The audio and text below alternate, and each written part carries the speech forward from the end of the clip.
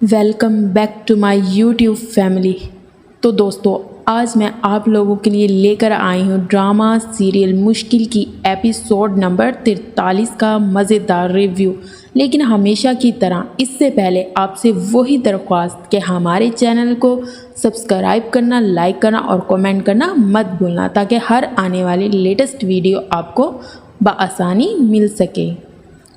تو دوستو، مشکل کی ایپیسوڈ نمبر 43 میں حریم نے اپنا کام تو کر ہی دکھایا، اور وہ اس مقصد میں کامیاب بھی ہو گئی کہ اس نے فراز کے دل میں غلط فہمی تو ڈلوا ہی دی سمین کے خلاف۔ اب کیا سمین پر فراز بھروسہ بھی کر پائے گا یا اسے غلط ہی سمجھے گا؟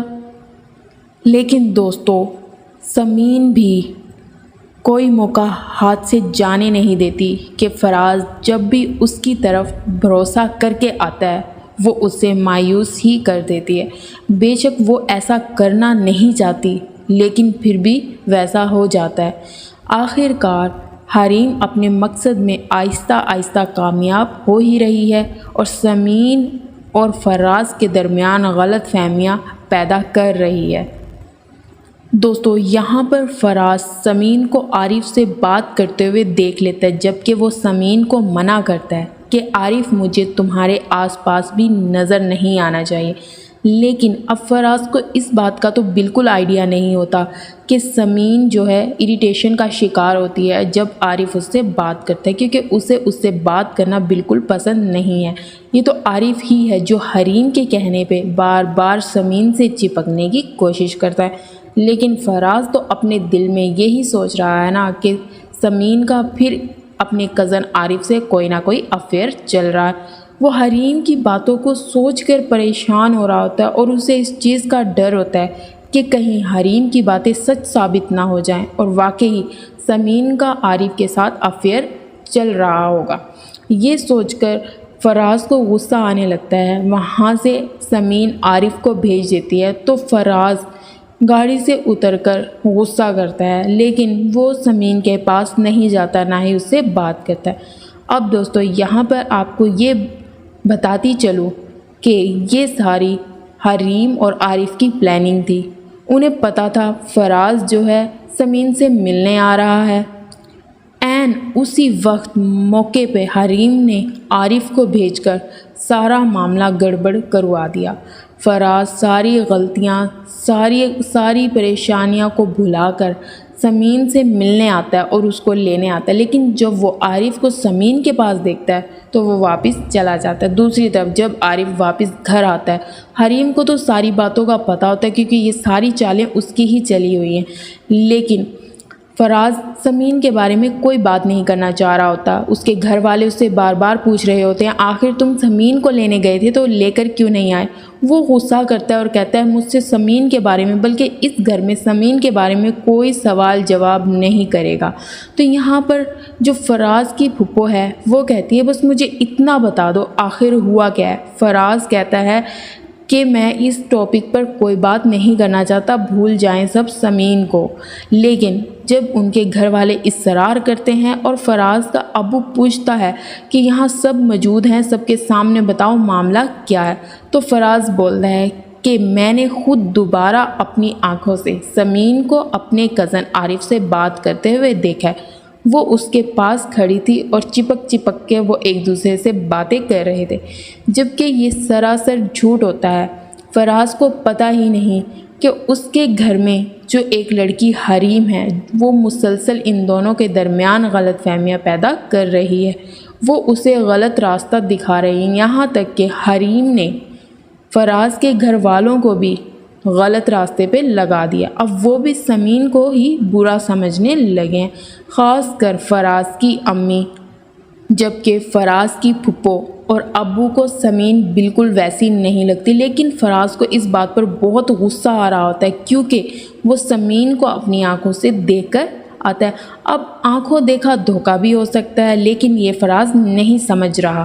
یہاں پر حریم یہ باتیں سن کر خوش ہو رہی ہوتی ہے کیونکہ اس کو تو سب کچھ پہلے سے ہی پتہ ہوتا ہے، یہ ساری پلاننگ جو اس کی ہوتی ہے۔ دوسری طرف فراز اپنے روم میں بک اسٹڈی کر رہا ہوتا ہے، وہاں پر حریم تیار ہو کر اس کے پاس آتی ہے، اسے غلط راستہ دکھا رہی ہوتی ہے، لیکن فراز اسے دیکھ کر کہتا ہے کہ آپ بہت خوبصورت ہیں، میں نے غلط فیصلہ کیا، مجھے سمین سے شادی نہیں کرنی چاہیے تھی، مجھے آپ کی محبت کو نہیں ٹھکرانا چاہیے تھا۔ اب یہ فراز خواب دیکھ رہا ہے یا حریم خواب دیکھ رہی ہے یا پھر سمین، یہ تو دوستو آپ کو آگے ہی پتہ چلے گا کہ کیا ہونے والا ہے۔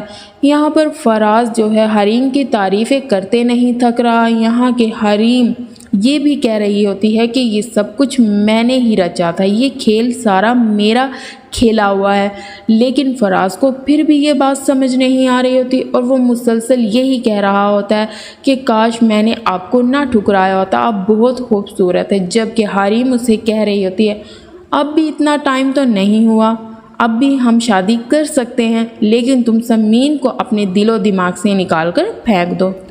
فراز حریم کو کہتا ہے میں سمین سے محبت کرنے لگا ہوں، میرے دل میں بس وہی بستی ہے، تو حریم اسے کہتی ہے تو یہ دل ہی نکال کے پھینک دو۔ اس چیز سے فراز کو تکلیف ہو رہی ہوتی ہے، تو دوسری طرف یہ سارا خواب سمین دیکھ رہی ہوتی ہے، اس کی اچانک سے آنکھ کھل جاتی ہے، اس کو فیل ہو رہا ہوتا ہے کہ فراز کسی نہ کسی مشکل میں ہے، کیونکہ وہ حریم کی حرکتوں سے اچھی طرح واقف ہے، یہ بھی جانتی ہے کہ یہ سارا کھیل حریم کا رچایا ہوا ہے، لیکن کوئی اس کی بات کا اعتبار کرے تو وہ کسی کو بتائے نا، یہاں تک کہ وہ پریشان ہو کر فراز کو کال کر رہی ہوتی ہے، لیکن اس کا ابو اس کے پاس آ جاتا ہے اور اس کو منع کر دیتا ہے کہ فراز سے بات بالکل نہیں کرو گی، اگر تم آج اس سے بات کر لیتی ہو تو اسے کبھی تمہاری قدر نہیں ہوگی، نہ ہی تمہاری محبت کا کبھی احساس ہوگا۔